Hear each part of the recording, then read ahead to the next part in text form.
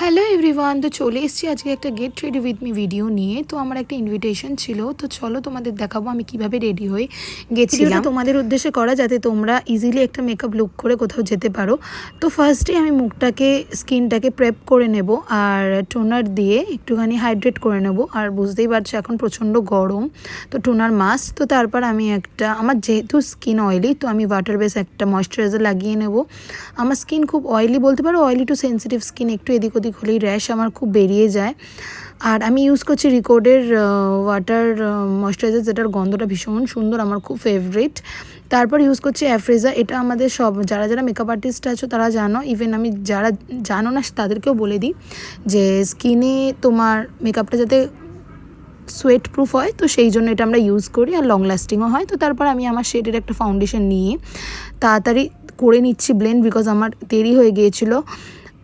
তো ব্লেন্ড করে নেবো। আর মেকআপে ব্লেন্ডিংটা হচ্ছে সব থেকে গুরুত্বপূর্ণ। ভালো করে ব্লেন্ডিং না করলে আমাদের স্কিনটা পুরো বিচ্ছিরি হয়ে যায়, মেকআপটা গ্রেইশ হয়ে যায়, ভালো লাগে না। তো ভালোভাবে ব্লেন্ড করতে হবে। এটা যে কোনো ফাউন্ডেশনই ইউজ করো ভালোভাবে ব্লেন্ডার দিয়ে, আর একটা ভালো ব্লেন্ডার তোমরা ইউজ করবে যেটা দিয়ে ব্লেন্ডিংটা ভালো হয়। তারপর আমি দিয়ে দেবো কনসিলার খুব একটা আমার স্কিনে দরকার নেই, তাও আমি দিচ্ছি। আর একটা কথা বলে রাখি, ফাউন্ডেশন দেওয়ার আগে আমরা সবাই স্কিন কারেক্ট করি, কিন্তু আমার স্কিনে সেরকম স্পট নেই বলে আমার করতে লাগেনি। তো তারপর আমি ম্যাকের স্টুডিও ফিক্স দিয়ে স্কিনটা সেট করে নিচ্ছি।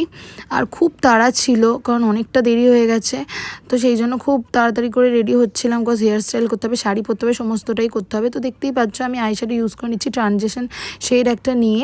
ট্রানজেকশন লাইনে আমি অ্যাপ্লাই করে নিচ্ছি ক্রিজ লাইনে, আর ভালো করে ব্লেন্ড করে নিতে হবে।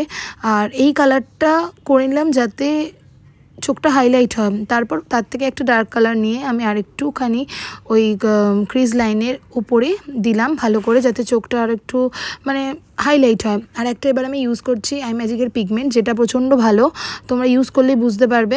আমি যখন চোখে লাগাবো দেখে বুঝতে পারবে যে চোখটা কতটা সুন্দর লাগে আর খুব হাইলাইট হয়। আর তাড়াহুড়োর জন্য এই আই মেকআপটা যথেষ্ট ভালো। আর তোমাদেরকেও বলছি, আমার এতটাই তাড়া ছিল আমি আইলাইনার লাগানোরও টাইমটা পাইনি। তো তারপর আমি একটা ডার্ক কালার নিয়ে পাশে আর একটুখানি হাইলাইট করে নিলাম। এরপর আমি একটা ব্ল্যাক আইশ্যাডো নিয়ে একটু সাইডটা দেখো যেভাবে আইলাইনারের শেপ মতো করে নিচ্ছি, বিকজ আমার লাইনার লাগানোর টাইমটা ছিল না।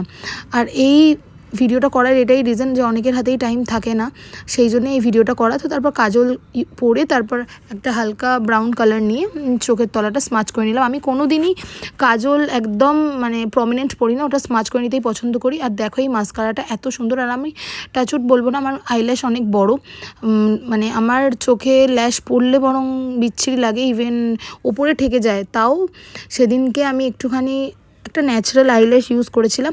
আর এই মাস্কারাটা ভীষণ ভালো, মার্সের, প্রচণ্ড ভালো। দেখো দুটো কোট ইউজ করার পর কত সুন্দর হয়ে গেল চোখটা।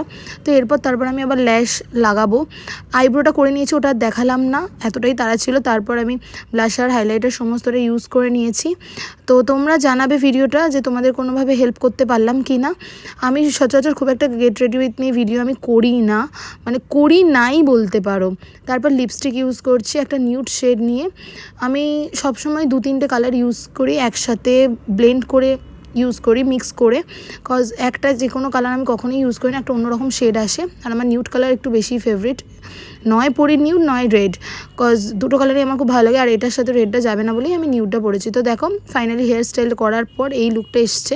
তোমরা কমেন্ট করে জানিও যে কীরকম লাগছে। খুব সিম্পলের উপরেই লুকটা করেছিলাম, কজ এটা একটা ইনভিটেশন বাড়ি ছিল, বিয়ে বাড়ি ছিল না, 5 years বেবির বার্থডে ছিল।